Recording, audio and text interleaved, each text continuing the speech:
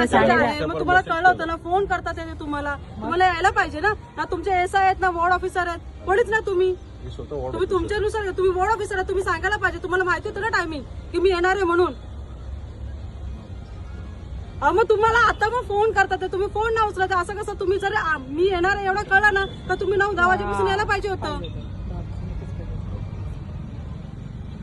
पण तुम्हाला कालचं तुम्ही त्यांना टायमिंग विचारायचं होतं ना, मॅडम कधी येते, तुमचं कर्तव्य नाहीये का? ऑफिसला बसण्यासाठी एका लोकांच्या नागरिकांच्या समस्या जाणण्यासाठी तुम्ही बघतो इथे तुम्ही लक्षात नाही देते वॉर्डात, फक्त तुमचं चालत इथे बसलात तुम्ही. पण मग तुम्हाला माहितीये ना माझा दौरा किती वाजता पण असो, तुम्ही येऊन उभं राहायचं होतं इथे. तुम्ही का नाही आलात?